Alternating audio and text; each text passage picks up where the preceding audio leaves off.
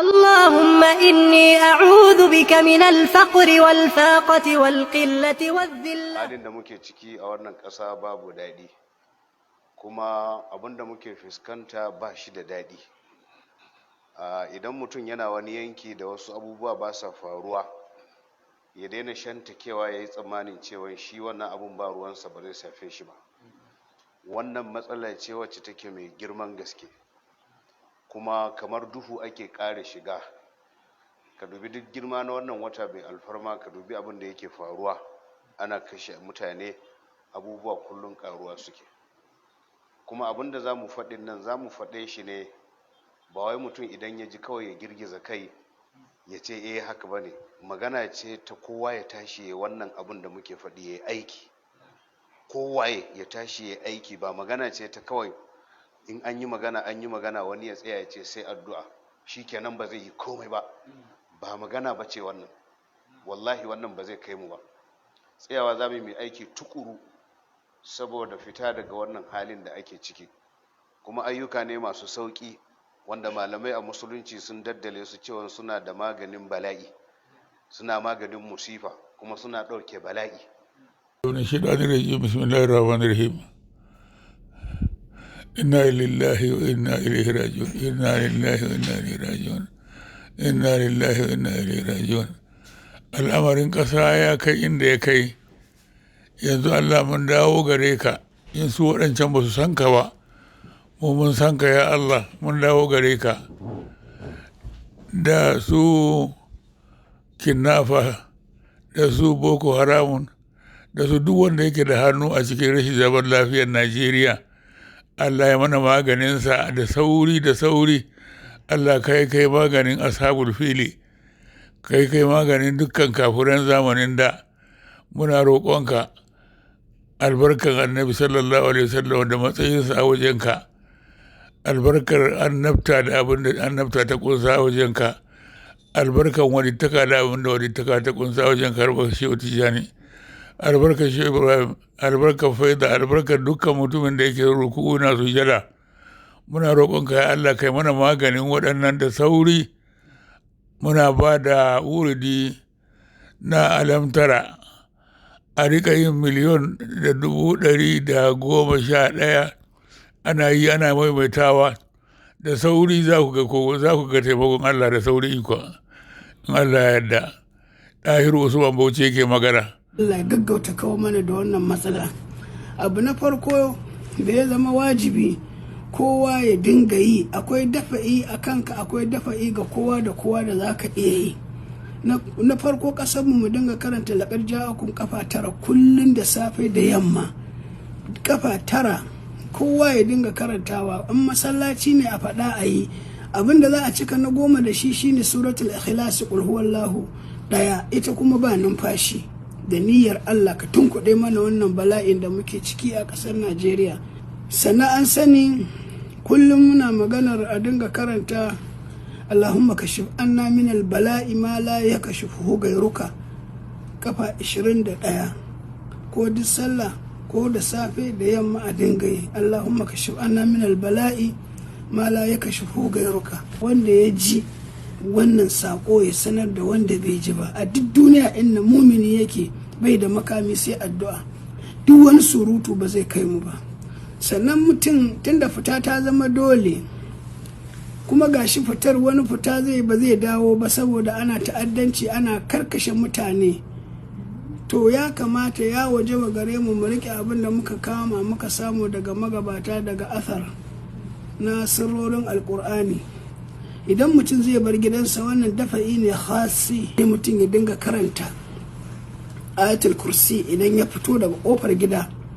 In mutum ya fito kofar gidansa, kafin ya tafi inda zai tafi, to ya tsaya ya karanta ayatul kursi. Ko da mutum gidansa mai gate da mota ne, ya shiga mota ne ya mance, in ya fito bakin gate ya tsaya cikin mota ya karanta ayatul kursi ya tafi. Wannan da albarka annabi, inda duk mutum zai tafi sai Allah ya dawo da shi gidansa. A riƙe wannan yan uwa, tunda dai tsaro na Allah ne. Allah ya ba mu dacewa.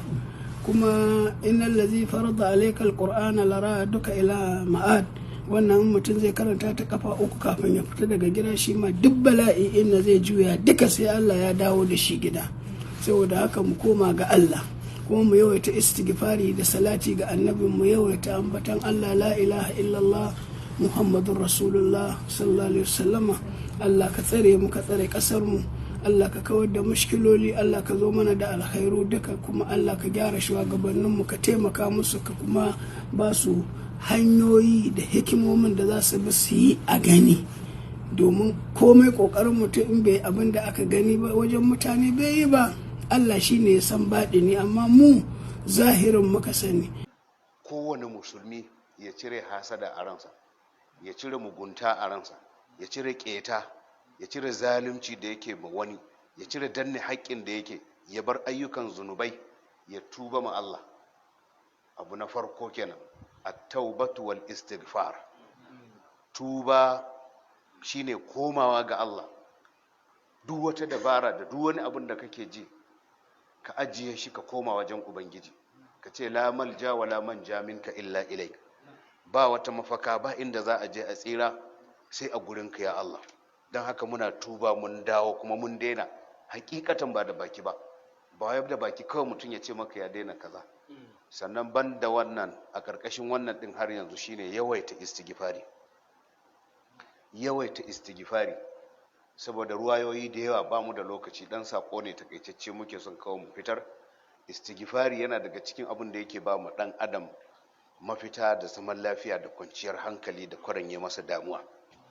Abu na biyu, mutane su jaddada takawarsu ga Allah, su jaddada tsoronsu ga Allah. Da gaske ne sun daina zunubi, da gaske ne ba za su aikata zunubi ba, da gaske ne za su daina zina, da gaske ne za su daina ha'inci, da gaske ne za su daina cutar mutane ma junansu, da gaske ne duk munanan abubuwa, kuma da gaske ne za su aikata umarnin Allah, kuma da gaske ne lalle za su nisanci abin da Allah ya hana. Wannan sako na biyu kenan. Sako na uku shine hibzu awamirillah wa nawahihi. Mutane su kiyaye dokokin Allah kamar yadda suke jin suna kiyaye dokokin ƙasa.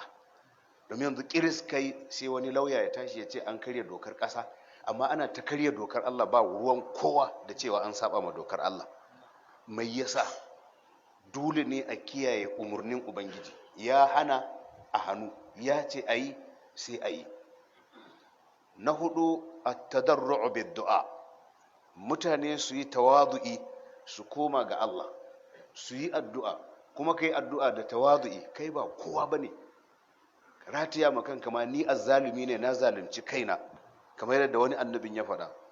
Fanada fi zulumati Allah ilaha illa anta subhanaka inni kuntu minaz zalimin. Annabi ne ya fito ke cewa ni azzalumi ne, ina cikin azzalumai. Kowa ya yarda cewa shi azzalumi ne. Inni kuntu minaz zalimin, ni na kasance cikin azzalumai. Da irin wannan addu'ar annabin yi, Allah ya ce fastajabna, muka amsa masa. Wa kashafna ma bihi min dur, muka yaye masa duk abin da ke tattare da shi na cuta. So mu yadda mu azzalumai ne, mu yadda mun yi zalunci a ƙasar nan, mu yadda ba mu yi aiki na gari ba, mu yadda mu mabarnata ne, mu yadda mu koma ga Allah. Kowa ya yadda. Ka daina dora ma wani shugaba kana kaza da kaza, a'a, ka ɗauka kai karan kanka azzalumi ne, da hannunka ake wannan abun. Misali, ka koma ga Allah ka tuba. Na biyar, at-tasadduq wal ihsan. Mutane su yawaita sadaka, su yawaita sadaka, don ba a sadakar. Sadaka maganin musifa ne. Shi yasa dan wannan littafin da muka sake cewa azumi da sadaka maganin musifa ne, da nufi muka rubuta shi saboda bala'in da ake fuskanta a ƙasar nan. Na rubuta littafin saboda wannan bala'in da yake ciki. Duk wanda ya ɗauki shawarorin da suke cikin littafin zai amfana, kuma za a samu maganin musifa. Saboda haka a yawaita yin sadaka, kada ka rena abin da kake da shi, kai sadaka daga ciki. Ka yi wa makwabta ihsani, kai ma duk waɗanda ka sani suna cikin wahala. Allah fi auni al-abdi, wallahu ma dama al-abdu fi auni akhihi. Mutum yana taimakon dan uwansa. Na shida, kasratu qaul, yawan fadin hasbunallahu wa ni'mal wakil, hasbunallahu wa ni'mal wakil, hasbunallahu wa ni'mal wakil. Mutane su yawaita wannan. Akwai wata da take karfafa wannan cewa wa ufawwidu amri ila Allah wallahu basirun bil ibad. Har ma wani daga cikin magabata yana cewa ina mamaki mutumin da ya san akwai makirci, akwai barna, akwai ɗano, akwai fakwansa da ake da musifu iri daban-daban, amma ya kasa komawa yana irin wannan addu'ar. Annabi Musa ya ce da bala'in fir'auna da ƙasa da menene duk da suka haɗu musifu iri daban-daban, sai ya ce wa ufawwidu amri ila Allah wallahu basirun bil ibad fa waqahu Allah sayyi'at ma makaru. Duk abin da aka shirya na makirci in mutane za su yawaita wannan, Allah zai warware shi. Duk makircin da ake shiryawa a ƙasar, idan dai mutane za su yawaita hasbunallahu wa ni'mal wakil wa ufawwidu amri ila Allah wallahu basirun bil ibad, wallahi tallahi Allah zai wargaza duk makircin masu makirci. Amma sai kun tsaya, ba girgiza kai bane. Ina gaya muku, ko yanda ka san zaka ci tuwo wajibi ne ka nemi tuwo, to ka yawaita waɗannan abubuwa. Duk mu ɗauka, 'yan ƙasa gaba ɗaya kowa ya ɗauka ya ta yi. Wannan wallahi shine zai kai mu ga mafita. Na bakwai shine kasratun nawafil fil layl. Mutane su yawaita nafila cikin dare, kuma idan sun yi nafila su kai ƙasar nan wajen Allah, su ce Allah ga ƙasar nan muna neman taimakonka. In kai nafila da daddare ka kai wannan ƙarar wajen Ubangiji, insha Allah mutane za su ga canji a cikin abin da aka sa a gaba. Wannan shine sako. Muna fata kuma al'umma za ta ji kuma za ta yi aiki. Allah Ubangiji ya taimake mu. Wassalamu alaikum wa rahmatullahi wa barakatuh.